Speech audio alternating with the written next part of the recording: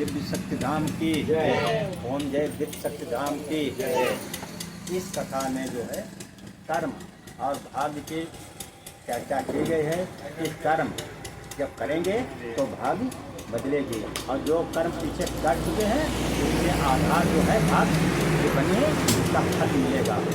और जो अच्छे कर्म करने लगते हैं और जो भाग्य में लिखा है वो भी कम हो जाता है। तो ये जो कथा जो है इसी पर आधारित है। पर भोलेनाथ और माता पार्वती दोनों लोग आपस में बैठे हुए थे, आराम कर रहे थे। तो भोलेनाथ से माता पार्वती ने कहा, अरे प्रभु, जो यहाँ जो है पृथ्वी पर लोग कर्म और भाग्य पर ज़्यादा बात करते हैं, जिसमें क्या बात है कि कर्म मतलब लिखा है कर्म से करते हैं और जो भाग्य में लिखा वही मिलता है कि इससे कम ज़्यादा होता है। तब प्रभु भोलेनाथ ने कहा, जो कर्म है, जो कर्म अच्छे करते हैं और भाग्य में लिखा है वो भी कम हो जाता है।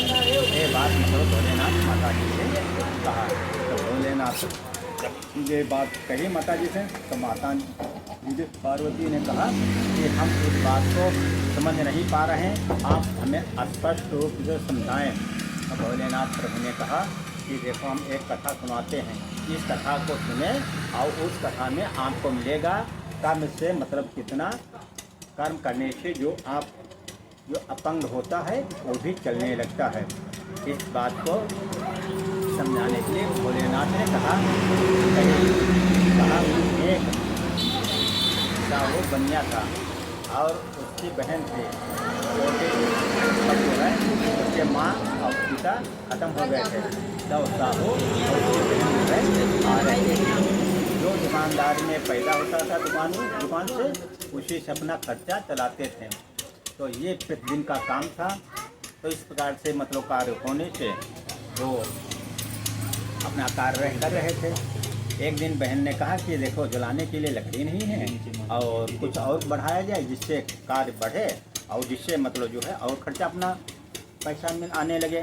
तो भाई ने कहा ठीक है, इसके लिए हम जो है जंगल जा रहे हैं, मतलब जलाने की व्यवस्था करेंगे और जलाने की व्यवस्था करके फिर आगे उस पर कार्य करेंगे। तो ये कहकर वो जो बनिया था साहू, वो जंगल के लिए चल दिया। हथौड़ी कुर्री लेके पहुंच गया और वहाँ पे एक पेड़ पर लकड़ी काट रहा था। लकड़ी काटते समय उसके कुल्हाड़ी जो है उसके लग गई, जिससे वो जख्म हो गई और वो उतर नीचे आया। तो बहुत परेशान था। तो आराम से धीरे धीरे वो कुछ दूर आगे मंदिर था, मंदिर के पास पहुँचा। तो वहाँ के लोग देखा कि ये बहुत ज़्यादा परेशान है और चिल्ला रहा है। तो वहाँ के पुजारी जो थे, तो उन्होंने कहा कि वहाँ जो दवा अपनी रखी जड़ी बूटी, वो दवा ले आओ और इस दवा को लगाई जाए जिससे तो आराम हो। पहले मंदिरों में व्यवस्था थी, तो वो मतलब ला के वहाँ गए और जड़ी बूटी लगाई और उसको जो है दवा लगाए थे। उसी समय उनकी बहन आ गई मंदिर के पास। घंटे की आवाज़ सुनते कि गए हैं, दोपहर हो गए हैं, अभी तक भैया नहीं आए हैं। तो भैया मतलब जो देखी, जब मंदिर पहुँचे आए तो वहाँ देखा कि उनका भैया जो है चोट लगी हुई है। तो ये देखकर बहन ने आपस अपने में बड़ा रोने लगी। फिर रोने के पश्चात देखा कि वहाँ के मंदिर पुजारी थे मंदिर पे, तो उन्होंने कहा ये थोड़ी चोट लगी, उससे ये हो जाएगी। ये बात करते हुए यही बात करते हुए आपस में बात कर रहे थे।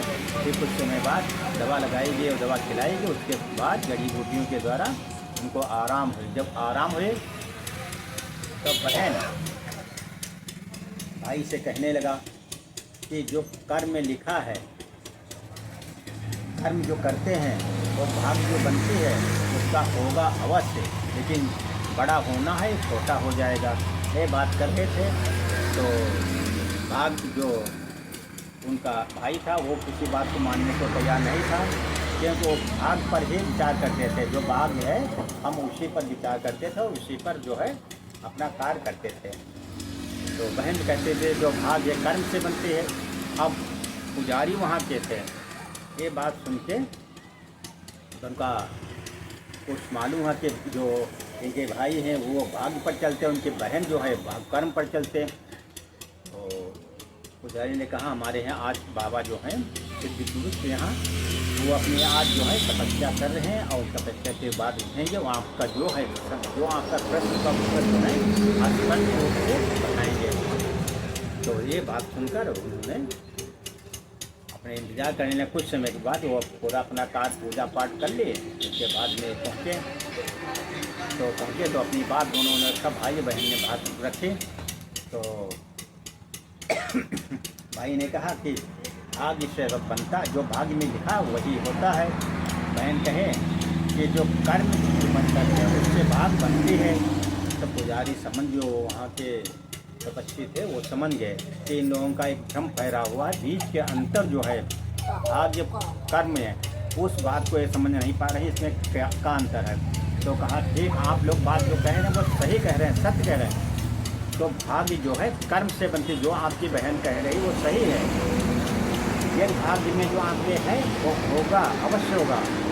ये मान लो जो मृत्यु है तो होगी, लेकिन आपने कर्म कर रहे हैं तो मृत्यु भी जो है उस पर विजय देगी।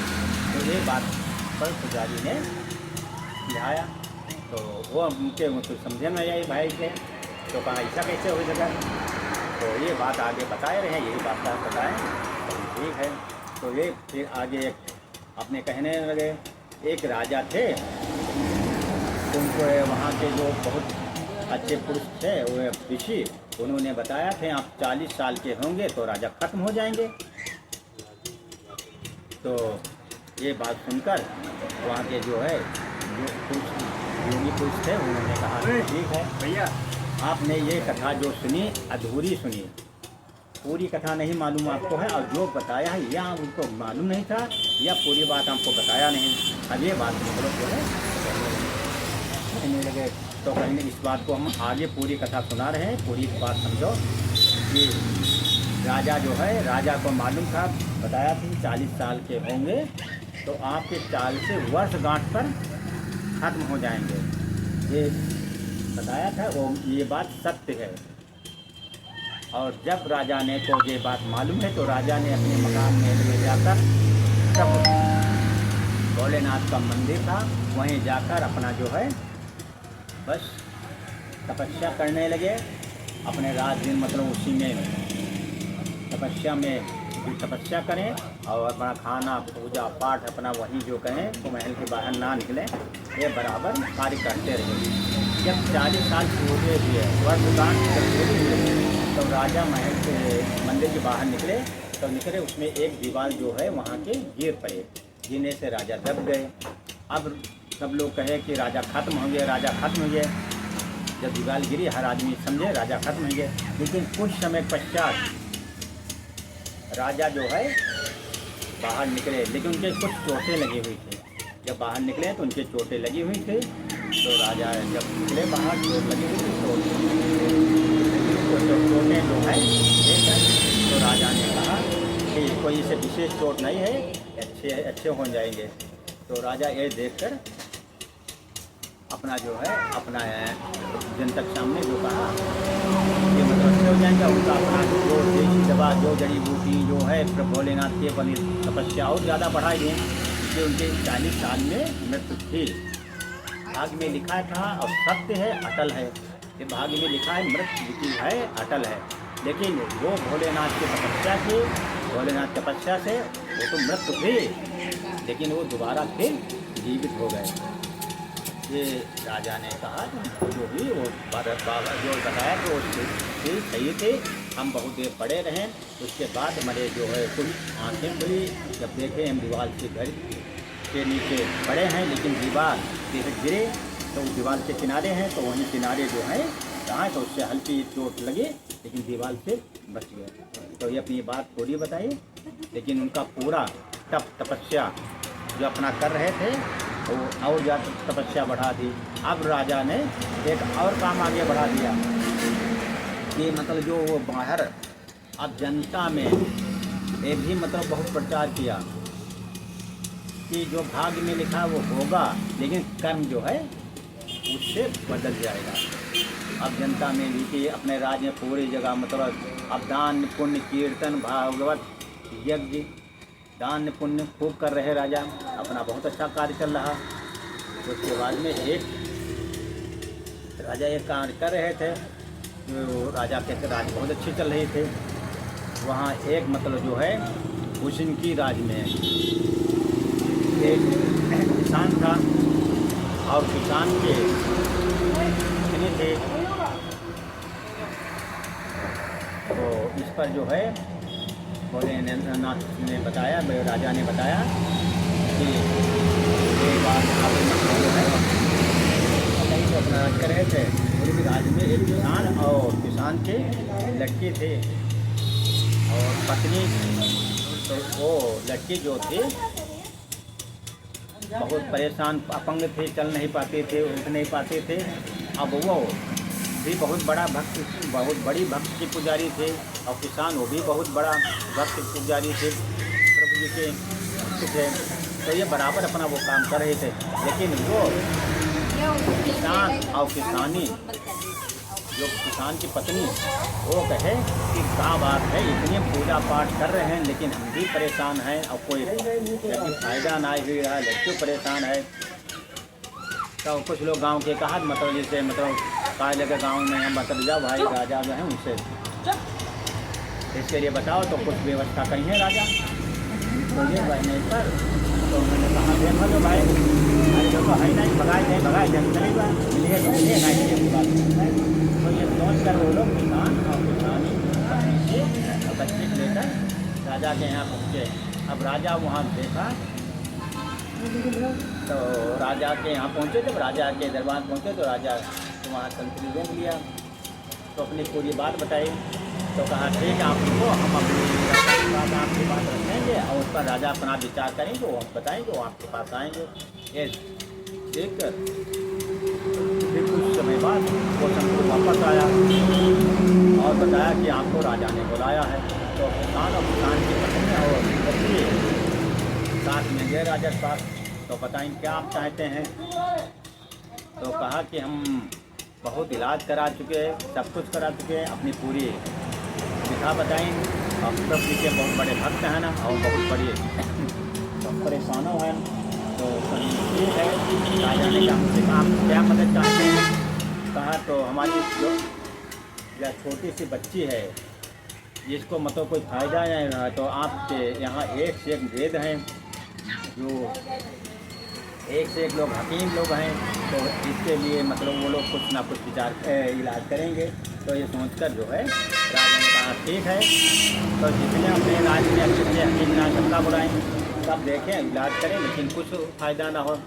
ये और एक बड़े बहुत बड़ा हकीम थे, उनसे पूछा तो वो भी देखा और इलाज किया, लेकिन उससे कोई नहीं फ़ायदा हुआ। तब फिर मतलब ये तपस्वी योगी थे, तो उनसे से पूछा कि क्या हुआ, क्या बात है। तो तपस्वी ने कहा कि ठीक होंगे, लेकिन उनका जो है पुराने कर्म जो किया है उसका फल जो है वो तो फल तो मिलेगा, ये जो कार्य कर रहे हैं इससे इनका जो है कुछ समय बाद आराम मिले। अब राजा मतलब देख करके कहीं ठीक है, मतलब वो अपना काम कर रहे वो बराबर अपना जो है कार्य करते रहे। अब वो मतलब इलाज करने के बाद और हकीम ने बताया ठीक आप थोड़े के लिए आगे रास्ता बताया, आप अपना इलाज कराते रहो। और उसके बाद भोलेनाथ की तपस्या के लिए बताया, तो भोलेनाथ की तपस्या करते रहे, करते हुए अपना ये कार्य बराबर कर रहे थे। इधर वो जो पुजारी थे, तो तपस्वी ने देखा कि इसको मतलब यही राज्य मतलब गांधी बनेगी, तो ये बात अपने में छुपा ली और कहा आप जाओ अपने यहाँ जो काम करना है वो करो जाए, और हाँ आप जो प्रभु जी की जो तपस्या कर रहे हो ये उसमें न कमी आने पाए। तो वहाँ जाकर वो बच्चे थे अपना कार्य कर रहे थे बराबर, अपने सुबह उठकर जो अपना कार्य करें कार्य पर सारे थे, अपना बहन भोलेनाथ से तपस्या करते हैं। जब बात लड़की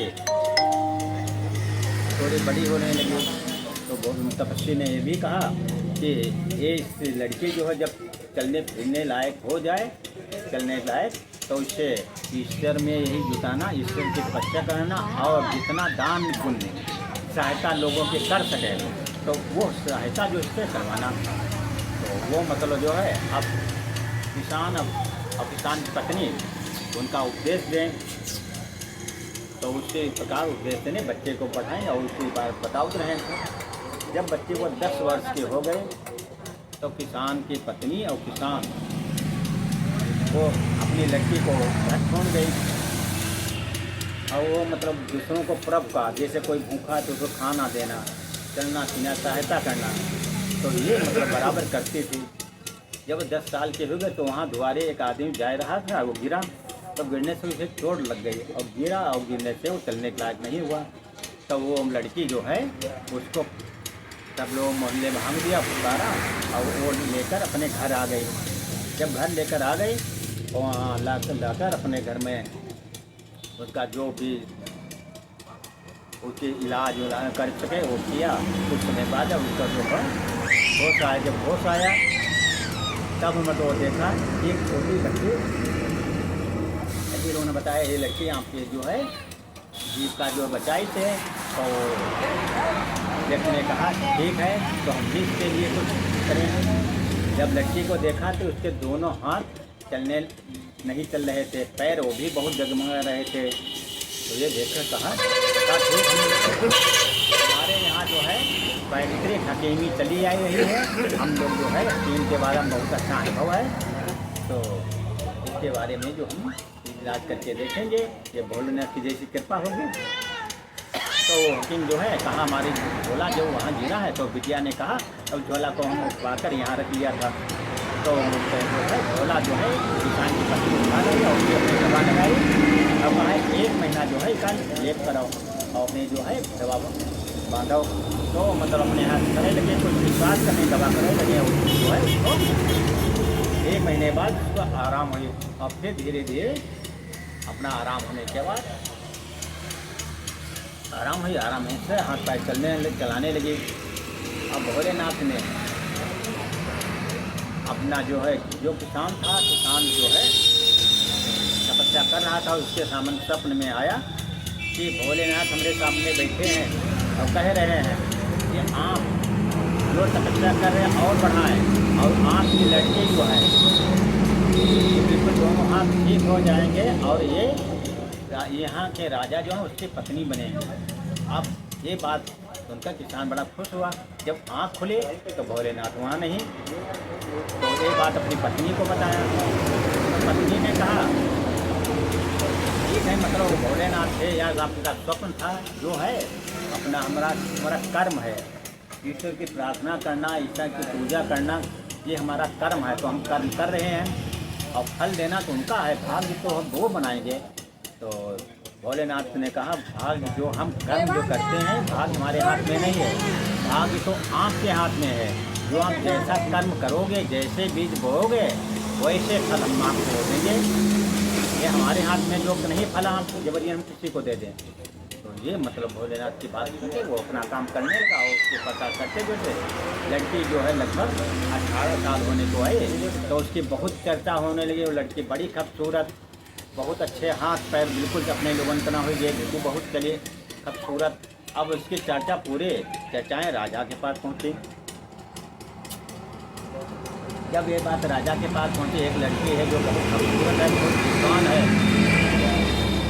तो राजा ने कहा भाई हमको भी देखना चाहिए ऐसी लड़की को, और हमारे यहाँ कोई राज चलाने वाला भी नहीं।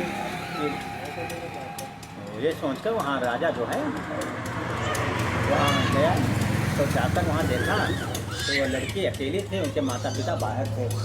जब बाहर थे तो वहाँ जाकर माता पिता लड़के के सामने वहाँ पहुँचे, तो राजा ने कहा कि आपके माता पिता कहाँ हैं। तो पहले लड़की वो डर गई कि लड़के पहचाने की हुई थे ये मतलब वो राजा हम इनके यहाँ गए रहा, तो हमका राजा बड़ी कोशिश करी है, लेकिन हमको तो गलती हुई इसलिए हमारे यहाँ आए हैं, अब ये हमारे साथ क्या करेंगे।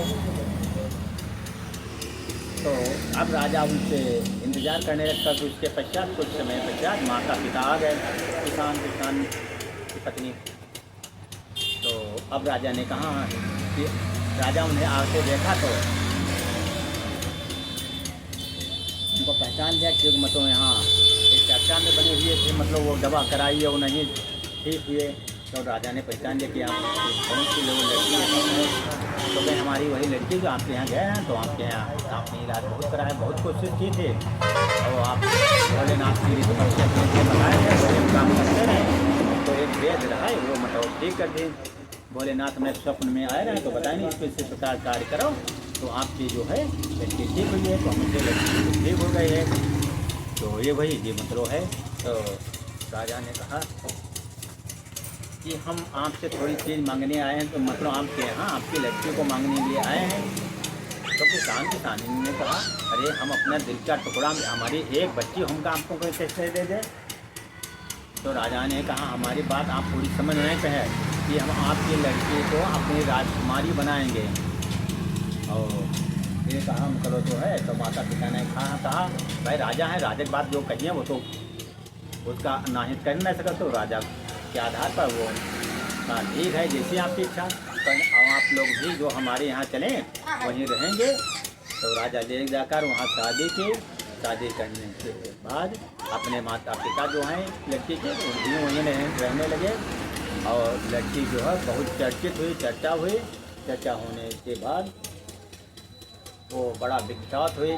तो ये बात मतलब ऋषि ने आगे और बात बताई कि जो लड़की ये थी कौन थी, अगले क्यों इतने ये कष्ट क्यों पाया। तो ऋषि ने पूरी लड़की के बाद में राजा ने पूछा, ये जो तपस्वी ऋषि थे योगी, इन जो लड़की थे ये कौन थे और क्यों इतने कष्ट पाए। तो ऋषि ने कहा, ये पुरानी जो है राजा जो थे उनकी लड़की थी, तीसरी छोटी वाली। और ये लड़की बहुत अहंकारी पत्नी थी और बहुत सुंदर थी, जिसमें घमंड बहुत बड़ा था, अहंकार बहुत बड़ा था, क्रोध बहुत बड़ा था। एक दिन ये मेले में गई हुई थी। अब मेले में जब गई थी तो वहाँ एक बूढ़े बाबा जो हैं लाठी लेकर टेक रहे थे, वो बहुत कमज़ोर थे, शरीर से जर्ज थे। तो इसलिए वो मतलब जो है वो बाबा आराम से आ रहे थे, लेकिन ये घमंडी लड़की को उसके आगे देखा नहीं, साइड देख रही थी और जाकर टकरा गई।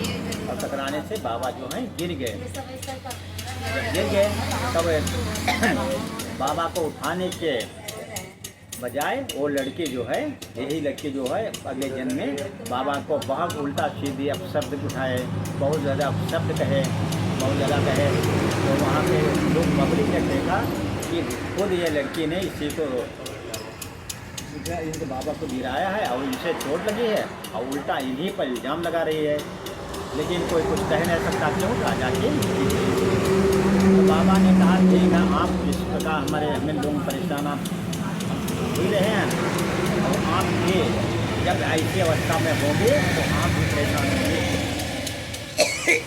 ये बाबा का जो है श्राप उनका लग गया था, जिस कारण वो लड़की जो है अगले जन्म में अपंग हुई। अपंग होने के बाद जब फिर भोलेनाथ की तपस्या की पूजा करने के बाद वो भोलेनाथ प्रसन्न हुए। तो प्रसन्न होकर फिर राजकुमारी वो लड़की राजा के वही राजकुमारी बनी। और राजकुमारी बनी ये मतलब वहाँ महल में बड़ी चर्चा होने लगी। राजा जो बहुत बड़े बुढ़े थे, लेकिन उनकी भी उम्र जो है उसकी तपस्या के द्वारा जो ज़्यादा नृत्य हुए थे, उससे राजा के बिल्कुल वो भी तैयार मतलब ये जवान हो गए। इससे वो राजा लड़की आराम से राज करने लगे और राज बहुत अच्छे चलने लगे। तो कथा यहीं पर संपन्न करते। ओम जय दीप्त शक्ति धाम की जय। ओम जय दीप्त शक्ति धाम की जय। ओम जय माता पार्वती की जय। प्रभु